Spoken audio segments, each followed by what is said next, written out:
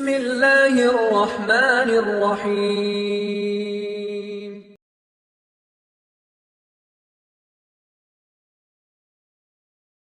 அஸ்ஸலாமு அலைக்கும் வரஹ்மத்துல்லாஹி வபரகாத்துஹ். அல்லாஹ் நேசிக்கிறான். அல்லாஹ் யாரை நேசிக்கிறான்? அல்லாஹுடைய தூதர் சொன்னார்கள், அல்லாஹ்வை அஞ்சக்கூடியவர்களை நேசிக்கிறான். இரண்டாவது, அல்லாஹ் நிறைவோடு வாழக்கூடியவர்களை நேசிக்கிறான். மூன்றாவது, நாம் பார்க்க இருப்பது, அல்லாஹ் மறைவில் அல்லாஹுவை வணங்கக்கூடியவர்களை அல்லாஹ் நேசிக்கிறான்.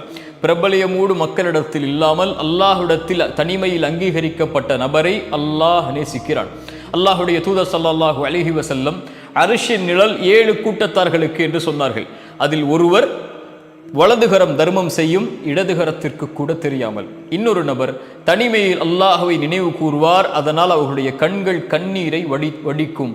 இந்த நபர், இந்த இருவரும் மக்கள் மத்தியில் அறியப்பட வேண்டும் என்பதற்காக தர்மம் செய்யவில்லை, மக்கள் மத்தியில் அறியப்பட வேண்டும் என்பதற்காக கண்ணீர் வடிக்கவில்லை.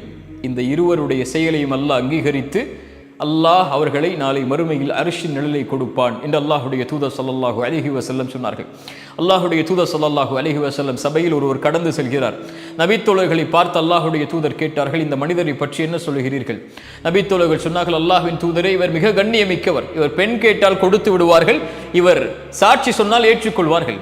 அல்லாஹுடைய தூதர் ஸல்லல்லாஹு அலைஹி வஸல்லம் மௌனம் காத்தார்கள். இன்னொரு நபர் கடந்து சென்றார். அல்லாஹுடைய தூதர் அவரை பார்த்து கேட்டார்கள், ஏழ்மையுடைய தோற்றத்தில் இருக்கக்கூடிய நபரை பார்த்து, இவரை பற்றி என்ன சொல்கிறீர்கள் என்று. நபித்தோழர்கள் சொன்னார்கள், யா ரசூலல்லாஹ், இவர் கண்ணியம் இல்லாதவர், இவர் பெண் கேட்டால் யாரும் கொடுக்க மாட்டார்கள், இவர் சாட்சி சொன்னால் யாரும் அங்கீகரிக்க மாட்டார்கள். அல்லாஹுடைய தூதர் ஸல்லல்லாஹு அலைஹி வஸல்லம் சொன்னார்கள், நீங்கள் யாரை கண்ணியமற்று பார்த்தீர்களோ அந்த ஏழ்மையுடைய தோற்றத்தில் இருந்த, பெண் கேட்டு கொடுக்கப்படாத, சாட்சி கூறி ஏற்றுக்கொள்ளப்படாத இந்த நபர் சிறந்தவர். நீங்கள் கண்ணியமோடு பார்த்த அந்த நபர் உலகமெல்லாம் நிரம்பி இருந்தாலும் சரி. அல்லாஹுடைய தூதர் ஸல்லல்லாஹு அலைஹி வஸல்லம் மேலும் சொன்னார்கள், அடியானுக்கு சொர்க்கம் உண்டாகும். அவன் யார்? வேகமாக குதிரையில் பரட்டை தலையோடு முகமெல்லாம் தூசி படிந்த நிலையில் போர்க்களத்தில் உள்ளே நுழைகிறான். முதல் வரிசைதான் அனுமதி கிடைக்கிறது, நிற்கிறான். கடைசி வரிசைதான் அனுமதி கிடைக்கிறது, நிற்கிறான். சாட்சி சொல்லுகிறான், நிராகரிக்கப்படுகிறது. உதவி கேட்கிறான், மறுக்கப்படுகிறது. ஆனால் அந்த போர்க்களத்தில் நிற்கிறான். ஏன்? இவன் வந்தது அல்லாஹ்விற்காக, முதல் வரிசைக்காக அல்ல, கடைசி வரிசைக்காக அல்ல, அங்கீகாரத்திற்காக அல்ல, சாட்சி கூறி ஏற்றுக்கொள்ளப்பட வேண்டும், உதவி கேட்டு ஏற்றுக்கொள்ளப்பட வேண்டும் என்பதற்காக அல்ல. இவன் எது கிடைத்தாலும் எது கிடைக்கவில்லை என்றாலும், யார் போற்றினாலும் யார் போற்றவில்லை என்றாலும், யார் அவனுடைய சாட்சி அங்கீகரித்தாலும் யார் உதவி செய்தாலும், எந்த அங்கீகாரத்தை அவனுக்கு அந்த இடத்தில் கொடுத்தாலும் கொடுக்கவில்லை என்றாலும் நிற்பான். யாருக்காக? யாருக்காக? அல்லாஹ்விற்காக. இந்த அடியானுக்கு சொர்க்கம் உண்டாகும். இந்த நபிமொழிகள் எல்லாம் எதை சொல்லுகிறது?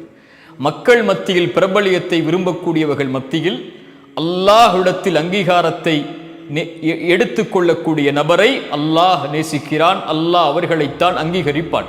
உலகமெல்லாம் உங்களை அறிந்தால் என்ன, உலகமெல்லாம் உங்களை பின்தொடர்ந்தால் என்ன, உலகமெல்லாம் உங்களை போற்றி புகழ்ந்து உயர்ந்த தரத்தில் வைத்தால் என்ன, அல்லாஹ்விடத்திலே நீங்கள் யாரோ அதுதான் இந்த உலக வாழ்விலும் மறு உலக வாழ்விலும் முடிவு.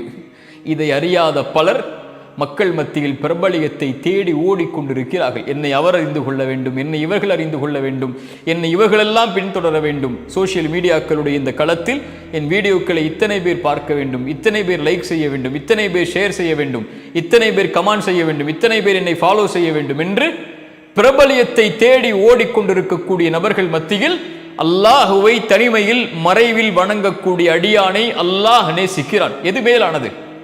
ரசூலுல்லாஹி ஸல்லல்லாஹு அலைஹி வஸல்லம் சபையில் உட்கார்ந்தால் அல்லாஹ்வுடைய தூதர் யார் என்று தெரியாது. நபித்தோழர்களுடைய வாழ்வு ஒட்டுமொத்தத்தையும் படித்து பாருங்கள். இரவில் ஒரு நபித்தோழர், ஒரு ஏழ்மையான நபித்தோழரை அழைத்து சென்று வீட்டில் உணவை கொடுத்தார்.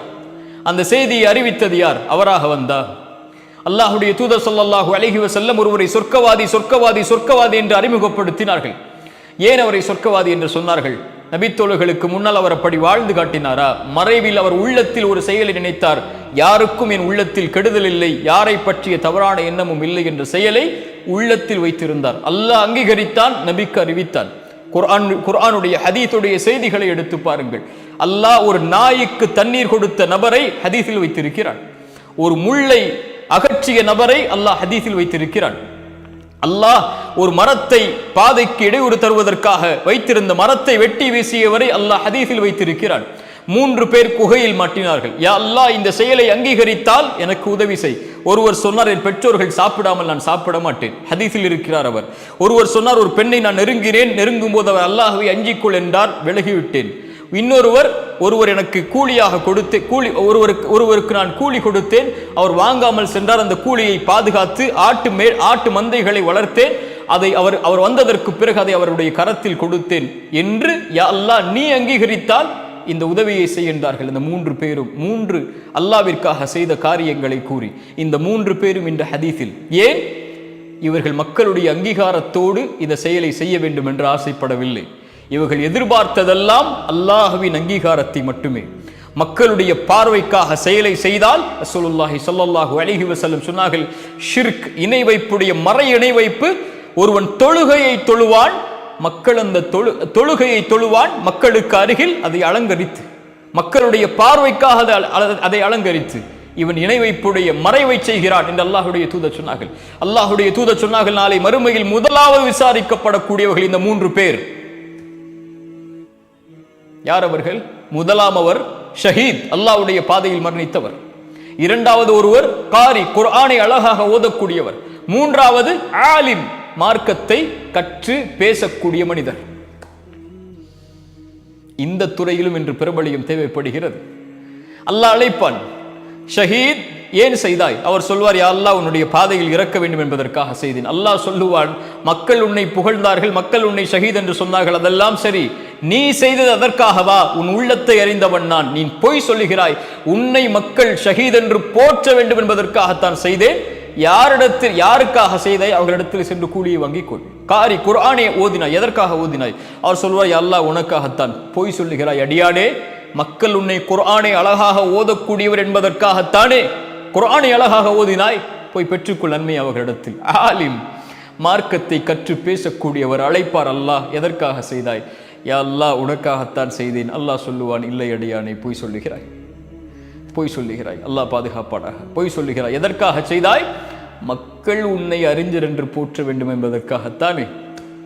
போய் பெற்றுக்கொள். நீங்கள் பெற்றுக்கொள்ளலாம்.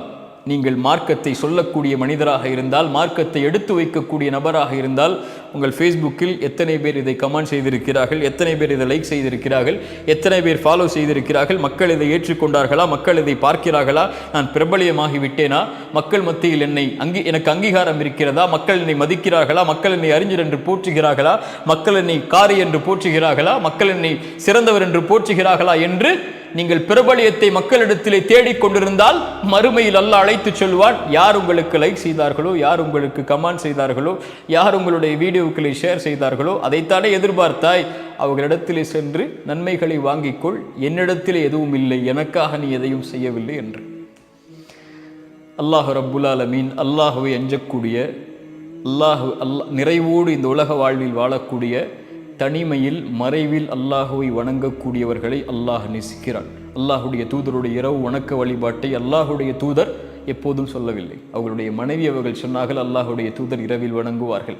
அல்லாஹுடைய தூதர் இந்த குர்ஆனுடைய வசனத்தை ஓதினால் அழுவார்கள். அபூபக்கர் ரலியல்லாஹு அன்ஹு, உமர் ரலியல்லாஹு அன்ஹு, பிலால் ரலியல்லாஹு அன்ஹு ஒருபோதும் அல்லாஹுடைய தூதரிடத்திலே வந்து, அல்லாஹுடைய தூதரை உது செய்தால் 2 ரக்அத் தொழுவேன் என்று சொல்லவில்லை. அல்லாஹுடைய தூதர் அழைத்து கேட்டார்கள், சொர்க்கத்தில் எனக்கு முன்னால் நடந்து சென்றாய் பிலால், என்ன காரணம்? அஹ்மத் பின் ஹம்பல் பள்ளிவாசலில் இரவில் தூங்குவதற்காக செல்லுகிறார்கள், அடித்து விரட்டப்படுகிறார். நான் இமாம் அஹ்மத் என்று அவர்கள் சொல்லவில்லை, நான் மிகப்பெரிய இமாம் என்று அவர்கள் சொல்லவில்லை. ரசூலுல்லாஹி ஸல்லல்லாஹு அலைஹி வஸல்லமுடைய வாழ்நாளில் ஒரு பள்ளிவாசலில் வேலை செய்த ஒரு பெண்மணி மரணித்து விடுகிறார்கள். பள்ளிவாசலை சுத்தப்படுத்திய பெண்மணி, மக்கள் மத்தியில் பிரபலியமாக இல்லை. அவர்கள் இறந்து விட்டதற்கு பிறகு அடக்கம் செய்து விடுகிறார்கள். அல்லாஹுடைய தூதர் வருகிறார்கள், எங்கே அந்த பெண்மணியை காணவில்லை என்கிறார்கள். அல்லாஹுடைய தூதரை மரணித்து விட்டார்கள் அவர்கள் என்றார்கள். அல்லாஹுடைய தூதர் சொன்னார்கள், என்னை அந்த பெண்ணுடைய கபரை காட்டுங்கள் என்று கூறி அல்லாஹுடைய தூதர் சென்று அந்த கபரில் நின்று அந்த பெண்ணுக்காக துஆ செய்தார்கள். அந்த இடத்தில் நாம் இருந்திருக்க வேண்டும் என்று ஆசைப்படுவோமா? இல்லையா? ஆனால் அந்த பெண் பிரபலியமான பெண் அல்ல. இப்படி ஏராளமாக அடுக்கிக் கொண்டே போகலாம். அல்லாஹை வணங்கக்கூடியவர்கள் ரப்பிடத்தில் மட்டும்தான் அங்கீகாரத்தை எதிர்பார்ப்பார்கள். அல்லாஹ் அவர்களை அங்கீகாரத்தோடு வைப்பான். சஹாபாக்களுடைய எந்த முகமாவது நமக்கு தெரியுமா? இமாம்களுடைய எந்த முகமாவது நமக்கு தெரியுமா? நல்ல அறிஞர்களுடைய, நல்ல இறைநேசர்களுடைய எந்த முகமாவது தெரியுமா? ஆனால் அவர்களுடைய பெயர்களை கேட்டால் ரலியல்லாஹு அன்ஹு அல்லாஹ் அவர்களை பொருந்தி கொள்ளட்டும் என்று சொல்கிறோமே, ஏன்? அவர்களுடைய செயல்களை அல்லாஹ் அங்கீகரித்திருக்கிறான். என் செயலை, என் செயல்பாடுகளை அல்லாஹ் அங்கீகரித்திருக்கிறானா இல்லையா? இதுதான் நான் கேட்டுக்கொள்ள வேண்டிய கேள்வி. ரப்பிடத்திலே நான் யார்? மனிதர்களிடத்திலே நான் யாராக வேண்டுமானாலும் இருக்கலாம். இன்று போற்றுபவர் நாளை தூற்றலாம், இன்று கண்ணியப்படுத்துவர் கண்ணியத்தை இறக்கலாம், இன்று பின்பற்றுபவர் நாளை தூக்கி தூக்கி எறிந்து செல்லலாம். இவர்களுடைய எந்த அங்கீகாரமும் நிரந்தரமானதல்ல. என் ரப்புடைய அங்கீகாரம் மட்டும்தான் நிரந்தரமானது. என்னை படைத்தவனவன், அவனிடத்தில் மட்டும்தான் நான் திரும்பி செல்ல இருக்கிறேன். அவனிடத்தில் நான் யார்? மறைவில் அல்லாஹை வணங்கக்கூடியவர்களை அல்லாஹ் நேசிக்கிறான். அஸ்ஸலாமு அலைக்கும் வரஹ்மத்துல்லாஹி வபரகாத்துஹு.